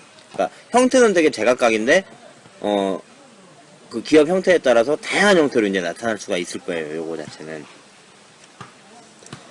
네, 그래서 이제 그런 것들을 생각을 할 수가 있겠고요. 그 다음에 이제 이윤 분배 같은 경우는 이제 현금, 이윤, 복합 배분 제도가 있죠. 그래서 요거는 일단은 그냥 쉽게 생각하시면 기업에서 이익이 났다. 그 이익에 대해서 그냥 어떻게 나눠주자. 네. 나눠주는데 바로 그거를 현찰로 줄 것인가? 바로 줄 거냐, 나중에 줄 거냐. 왜냐면 나중에 줘야 이게 안 도망가잖아요. 그렇죠. 그렇기 때문에 먹튀. 그래서 이연 배분을 하잖아요. 그래서 이연 배분이 있을 수가 있겠고요. 그 다음에 이제 복합 배분. 그래서 일부는 현금으로 주고 일부는 나중에 주고, 뭐 이런 것들을 생각을 할 수가 있겠죠. 이건 그냥 그 자체로만 좀 생각하시면 될 것 같아요. 네. 그 다음에 이제 생각해 볼 수 있는 게 이제 자본 참가로서 종업원 지주제도나 아까 앞에서 자본 참가 부분에 나온 것들 있죠. 그래서 종업원 지주제도라든지 내지는 스탁옵션. 네, 주식 매수 청구권들, 주식 매입 청구권. 그래서 이제 자본 참가는 근로자로 하여금 이제 기업 재산을 소유하여서 참가하도록 하는 게 자본 참가인데 앞에서 배웠죠. 근데 이런 것들이 이제 이 집단 성과과 또 연결되는 부분이 있기 때문에 이제 종업원 지주제도와 스톡옵션 이 부분에 이제 여기서 뒤에서 다루게 되는 것들이죠. 설명을 하면 이제 종업원 지주제도 같은 경우는 종업원이 회사 소유, 이 종업원의 이제 회사 경영창과 일환으로 종업원의 이 주식을, 그러니까 회사가 종업원들에게 주식을 취득하고 보유할 수 있도록 도와주는 제도다. 이게 이제 종업원 지주제도죠. 이 정책적으로 지주제도고, 스톡옵션 같은 경우는 이 종업원이나 특히 임직원들이나 이렇게 핵심 인력 같은 경우에 거는 것들이죠. 그래서 일정 기간 동안에 약정된 가격으로 매수할 수 있는 권리를 주는 것들이죠.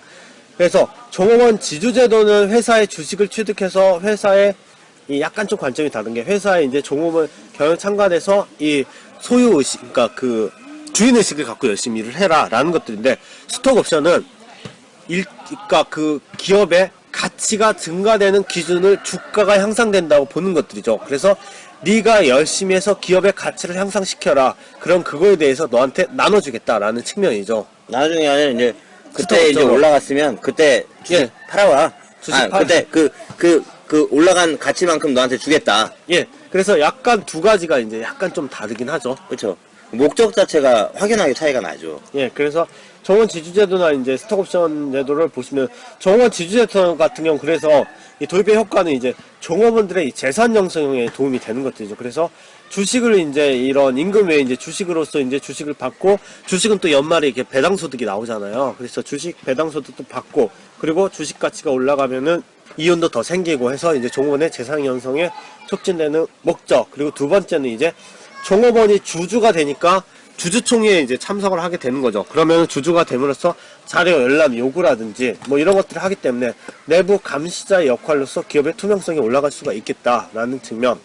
세 번째, 이제 기업의 적대적 M&A부터 경영권의 방어하는 수단이 될 수 있다. 그래서 적대적 M&A가 됐을 때 회사에 우호적인 지분들이 많겠죠. 회사의 종업원들이기 때문에. 그래서 적대적 인수합병에 대해서 효율적으로 방어할 수 있다는 측면.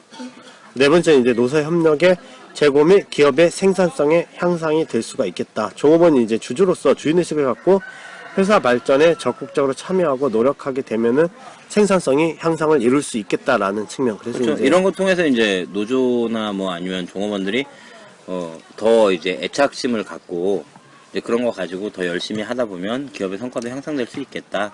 이제 이런 측면일 거고요. 그다음에 스톡옵션 설명해 주시죠. 스톡옵션은 아까 설명한 것처럼 이제 일정량의 자사 주식을 일정 기간 후에, 그러니까 기간을 정해 놓고 기간이 정한 일정 기간이 됐을 때 매입 가격을 정해 놓죠. 그렇죠. 그러니까 지금은 뭐 1,000원인데 뭐 네가 얼마에 하면 2,000원에 살 수 있겠다. 근데 그때까지 네가 5,000원까지 올려봐. 이제 이런 네, 그런 거죠. 것들이죠. 그래서 이제 기업 가치가 상상되는 것들이 주가가 올라가는 게 결국은 기업 가치 향상이다라는 측면에서 이제 주식 매수 선택권이 나오는 거, 스톡옵션. 그래서 스톡옵션을 도입하게 되면 핵심 인력이나 우수인재에게 스톡옵션을 막 부어주잖아요. 그래서 그 김정태 씨, 이 주택은행 그분이 110억을 터뜨렸잖아요.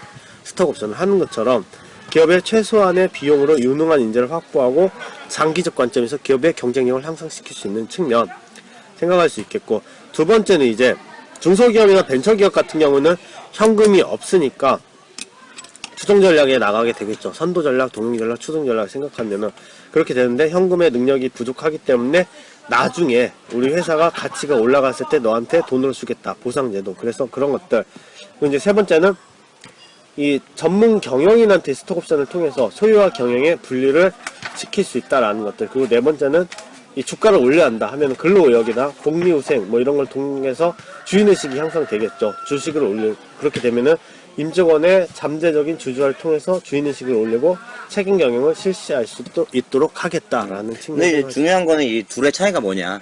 네. 이 우리사주제도하고 스톡옵션하고 차이가 뭐냐. 이제 이 부분이 좀 애매하실 것 같은데 그 부분을 좀 다시 한번 좀 짚어주시죠. 네, 아까 앞에 설명한 것처럼 우리 사주제도는 보통 이제 노사관계 협력 증진의 목적이 좀 큰 거죠. 그러니까 종업원들을 어떻게 더 경영에 참여를 시킬 거냐.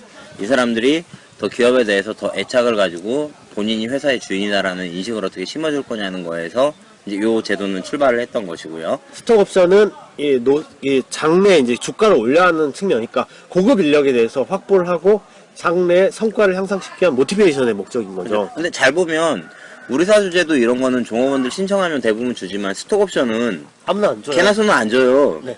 그러니까 선택된 몇 명. 받으셨습니까? 저요? 네. 스톡옵션 받아가지고 지금 열심히 일하고 있잖아요. 우리 사주제도도 없어 아직까지. 컨설팅 해야겠다. 제안서 들고 가야겠습니다. 아 오세요. 네. 우리 사주제도 제도. 아니 저기 스톡옵션으로. 스톡옵션. 아, 근데- 주가 향상 가능성이 있습니까? 투자해야겠다. 그게 문제야. 학원비 다 받은 거 갖다가 다 스톡옵션으로 주가로.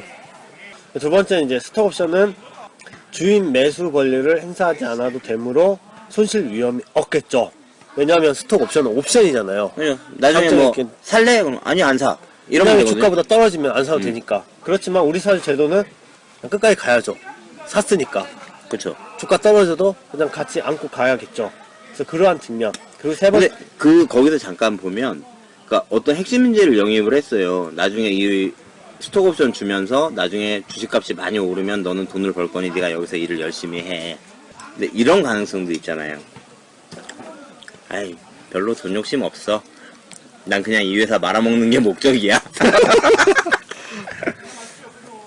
근데 모르겠어요. 그러니까 그런 거에 대한 사실은 외부의 전문 경영인을 데려와서 기업을 회생하거나 아니면 더 좋게 만들어 보거나 할 때 메리트는 있지만 그거에 대한 페널티는 또 없잖아요. 네, 그렇죠. 그러다 보니까 사실은 외부의 전문 경영인을 영입했을 때 득되는 거보다는 실되는 게 훨씬 더 많은 게 사실은 현실이거든요. 그래서 그 경자 보상이 보면 이 고정급은 최소화시키고요. 스톡옵션을 맥시멈 시키는 거예요. 그쵸. 그런 방법도 쓰는 거예요. 그래서 예를 들면 아까 얘기한 김정태 씨 같은 경우는 월급이 1원이었잖아요. 월급 1원에 올 스톡옵션.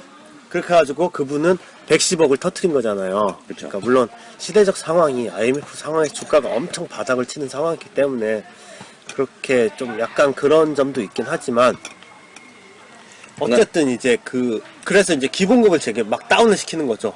그러면서 너의 이제 그 위험 부담을 네가 가져라. 주가에 대한 그런 것들도 생각을 할 수가 있겠죠. 근데 어떻게 보면 그게 사실은 좋은 방법이고 아니고의 문제라기보다 상징성의 문제? 이런 그렇죠. 걸로 좀 어떻게 보면 우리는 되게 좀 선전용으로 좀 많이 이용된 측면이 좀 많은 그렇죠, 것 같아요. 스톡옵션이. 과연 이제 스톡옵션 자체가 과연 일반화될 수 있는 제도냐라고 하는 측면에선 조금 좀 퀘스천이에요. 예, 그래서 이제 스톡옵션이 우리 사주자 같은 경우 그래서 이제 손실의 위험이 있다라는 측면. 그리고 세 번째는 스톡옵션은 전문 경영인이라든지 핵심 이제 이런 소수 인원들에 대해서 이제 대상을 하지만 우리 사주 제도 같은 경우에는 일반 종업원들이 모두 다 활용할 수 있도록, 그러니까 전 종업원들을 대상으로 한다. 그래서 대상적인 측면에서 차이점을 생각할 수가 있겠죠. 그게 이제 목적이 다르니까 대상도 달라지는 거고요. 네. 그래서 우리 사주제도 같은 경우에 이제 그 손실의 위험이 있기 때문에 성공적 운영 방안이나 생각해 볼 수 있는 게 손실을 최소화할 수 있는 이 우리 사주 제도나 이런 손실 보장 장치를 보통 마련하는 방법도 생각을 해볼 수 있다고 하더라고요. 그래서 이제 그런 것들을 생각해 볼 수 있고요. 그 다음에 이제 끝으로 집단성과급제도 이제 장점과 단점을 보시면은 그러면 지금까지 배운 이제 집단성과급제도의 장점 같은 경우에는 이 집단의 성과 관련의 상호 연관성이 높다고 하면은 이 집단의 이제 성과 관련 나눴을 때 성과평가의 공정성을 이룰 수 있는 것들이죠. 그래서 성과가 세분화되지 않고 이 공정이 뭐 많고 그런 경우에는 이 얘기는 그러니까 일 자체가 다른 직무하고 다 같이 묶여서 이제 막 이루어지는 경우에는 그러니까 직무 간의 상호 연관성이 높은 개인 경우에 단위로 이렇게 평가하기가 어려우니까 집단으로 묶어서 하기에 좋다. 네. 이제 이런 측면이고, 그 다음에 집단 성과를 중심으로 하다 보면 이제 협업을 이끌어낼 수 있다는 거죠. 그러니까 이런 측면에 이제 장점이 있는 반면에 단점으로는 개인들이 과연 이제 집단 전체를 통해서 이렇게 주다 보면 개인들은 그 안에서 열심히 하는 놈도 있고 프리라이더, 무임승차자도 있고 한데 네. 이 안에 갈등을 봉합하기 어려운 측면들이 있다라고 하는 거죠. 이제 이런 부분들이 이제 문제가 하나 될 수 있고, 그 다음에 요 자체가 집단성과급 제도 자체는 기본급을 높이는 방향으로 가지 못하잖아요. 그러니까 기본급의 플러스 알파 형태로서 얼마인지를 모른다는 거죠. 그쵸. 내가 올해. 그러면 회사는 보통 연봉을 기본급으로 부르는데. 근데 이제 이게 이제 어디서 문제가 되냐면 경력사원들 데려오거나 할 때 사람들한테 저 얼마 받을 수 있습니까? 라고 얘기할 때 보통 최근 한 3년 평균 봤을 때요 한 8천 받아요. 그럼 이제 순진한 사람들은 와요. 오는데 온 사람들이 대부분이 이제 후회를 해요. 근데 왜 그러냐면 한 8천 받아요. 근데 우와 8천 이러고 이제 온단 말이죠. 오는데 알고 보니까 이게 기본급 한 3천이야. 3천이고 성과가 잘 내가지고 뭐 집단성과급 제도로 5천을 받았단 말이죠. 근데 자기가 왔더니 불황이야. 자기는 8천 기대하고 갔는데 3천밖에 안 돼. 5천 어디 갔어요? 그건 잘 될 때 주는 돈이었습니다. 올해는 사업이 안 좋아요. 이러면은 이제 사람들을 데려올 때 사람들은 자기 어떤 그 안정적인 수익을 기대하고 어떤 기업을 선택하는데 이게 등락이 너무 심하다는 거죠. 그러니까 제가 보기에는 삼성 같은 경우도 사실은 기본급은 낮고 성과급은 되게 높은 형태인데 계속 이게 높게 이렇게 쭉 끌어왔잖아요. 이러니까 문제가 없지만 예를 들어서 삼성에서 만약에 갑자기 수익이 잘 안 나가지고 성과급을 아예 다 안 줘버렸다라고 하면 외부적으로 이게 표출은 되지 않겠지만 제가 보기에는 기본적으로 성과급을 받아서 쓰던 자기들의 어떤 생활 패턴? 요거 다 무너져 버릴 거예요. 제가 보기에는. 아마 그런 위험성이 좀 있어요.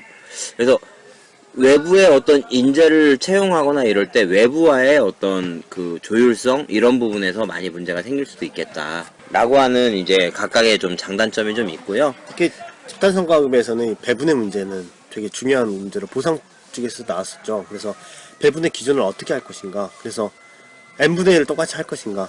성과가 높은 사람을 주고 성과가 낮은 사람을 안 줄 것인가. 근데 기업에서는 그거를 어떤 식으로 많이 하냐면요. 그게 이제 그렇게 배분이 되잖아요. 비율이 정해지면 이제 개인 단위로까지 나누는 데도 있고 아니면 팀 단위 정도로. 그러니까 기본적으로 업무에 이루어지고 있는 단위는 팀 단위에서 이루어지고 있다라고 보면 팀 단위에서 이제 그 팀 평가 받았던 그 내용 가지고서 그 전체 이제 사업 자체가 받은 성과 있잖아요. 요거를 팀 단위별로 차등을 두고 그래서 팀 단위별로는 지급을 해요. 근데 더 세분화된 건 그 안에서 개인이 평가받은 거 있잖아요. 그걸로 또 차등을 해서 주기도 하고.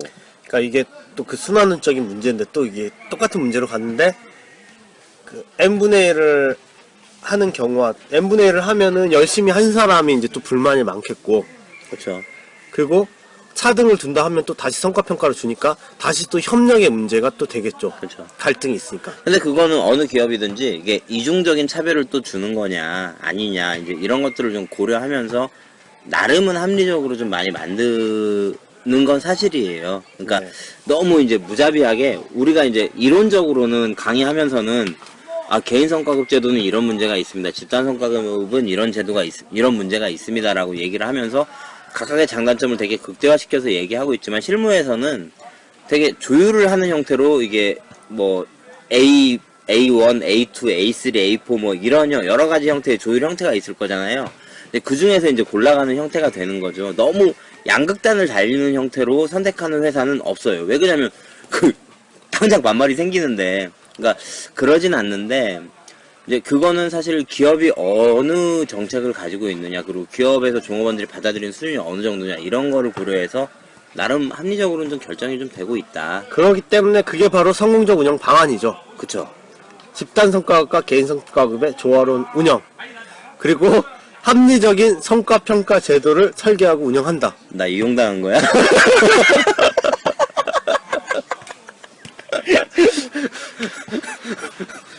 이용하려고 한 거 아닌데 얘기를 하다 보니까 갑자기 성공적 운영 방안을 막 얘기를 하시는 거야. 나 술 마셔가지고 욕할지도 몰라. 그래서 이 성공 합리적인 설계와 운영 그리고 이런 시발점. 사업과 업무 특성을 고려한 제도를 설계해서 운영해야겠다. 그리고 집단 성과급 운영 시에는 이 경영 전략과 연계해서 성과급을 운영해야 하고 성과주의 기업 문화를 정착하는데 집단 성과급을 적극적으로 활용해야겠다라는 측면에서 성공적 운영 방안을 보시면 되겠습니다. 각각 좀 나가서 보면요. 앞에 이제 집단 성과급하고 개인 성과급 조화롭게 운영해야 된다는 얘기는 이제 쭉 얘기하면서 하셨던 거니까 그렇고, 평가 제도를 합리적으로 설계하고 운영해야 된다라고 하는 거는 종업원들이 불만 없게 이제 어떤 기준을 잡고 이런 부분이니까, 이제 그런 부분에서 개인 성과급에서도 이 문제는 마찬가지였고요. 근데 여기서 하나 더 얘기할 거는 그 집단에서 평가를 할 때 단기 수익 가지고 이제 평가하는 부분이 이제 개인 평가에서도 문제가 되기 때문에 BSC 관점에서 좀 볼 필요가 있다라는 부분 추가적으로 좀 생각하시면 될 것 같고, 사업과 업무 특성을 고려해서 제도를 도입해야 된다라고 얘기는 아까도 뭐 스켈런 플랜, 럭커 플랜, 뭐 프렌치 시스템, 뭐 인프로쉐어 여러 가지 얘기가 나오지만 가장 좋은 방법은 맞춤형 배분 제도라고 얘기를 하는 것처럼 사업과 업무 특성을 잘 고려해서 제도를 도입해야 된다라고 하는 것이고, 그 다음에 집단평가급 제도 운영할 때 경영전략과의 연계성을 강화하라고 하는 측면도 어떻게 보면요, 기업이 추구하고자 하는 방향이 무엇이냐에 맞춰서 기준을 잡아야 된다는 거예요. 그러니까 우리가 매출을 목적으로 가고 있다라고 하면 스켈런 플랜으로 가는 게 맞고, 이익 중심으로 가야겠다라고 하면 럭커 플랜으로 가는 게 맞다라는 거죠. 그러니까 우리가 어떤 걸 추구하고 있느냐에 따라서 기준을 어떤 걸로 잡느냐는 달라질 수 있다. 이게 어떤 제도가 더 좋냐 나쁘냐의 문제가 아니라 우리가 성장을 중심으로 하고 있느냐, 수익을 중심으로 하고 있느냐, 이런 거하고 고려해서 결정할 수 있어야 된다라는 거고, 성과주의 기업문화 정착 같은 경우는 사람들 자체가 이런 거에 대해서 인식이 바뀌지 않으면 문제가 생기잖아요. 사람들이 성과 낸 거만큼 받아라라고 하면 과거에 영공주의 문화나 이런 사람들은 사실은 본인이 그 합리적으로 사고하지 못하는 건데도 불만을 가질 수 있거든요. 그래서 중요한 건 어떤 제도 도입할 때요, 사람들의 인식 자체가 먼저 바뀌지 않으면 아무리 좋은 제도라고 해도 종업원들이 안 받아들여요. 성과급 제도 자체는 성과 중심 문화로 가겠다는 건데, 그렇다고 하면 종업원들의 인식 속에서 성과 중심의 어떤 가치가 내재되어 있지 않으면 아무리 좋은 제도를 가져온다라고 하더라도 사람들은 계속 그 안에서 뭔가 편법을 찾고 막 이렇게 흘러간다는 거죠. 그래서 그런 부분들이 제대로 일단 문화 자체가 성과주의 문화가 정착되지 않으면 아무리 좋은 제도를 가져온다고 해도 실패한다라는 얘기고요. 자, 혹시 여기에 대해서 뭐 추가적으로 더 얘기하실 부분이 있습니까? 없습니다. 없죠? 네. 자, 그러면은 그 유지관리 부분은 여기까지 마치고요. 유지관리 너무 길게 했습니다. 네, 이게 길게 얘기할 부분이 아닌데 너무 길었어요. 제가 저번 시간에 그 얘기 했잖아요. 그러니까 제가 이제 술을 마시니까 한마디 해도 될 거를 괜히 두마디, 세마디 하게 되더라고요. 그러면서 시간이 늘어져요. 제가 보기엔 지금 셋 다 그런 상태가 아닌가 생각해요. 지금 참고로 말씀드리면 지금 이혜선 농사는요, 저희 방송하고 있는데 옆에서 지금 누워서 자고 있어요. 아까부터 자고 있어요. 지금 어제도 술 먹고 오늘도 술 먹고 그래가지고 지금 맛이 갔어요. 그래서 추임새를 못 넣어. 이혜선 농사는 여러분들이 아시는 것처럼 신이 아닙니다. 그냥 술꾼입니다. 바쿠스. 자, 저희 바쿠스. 바쿠스. 술의 신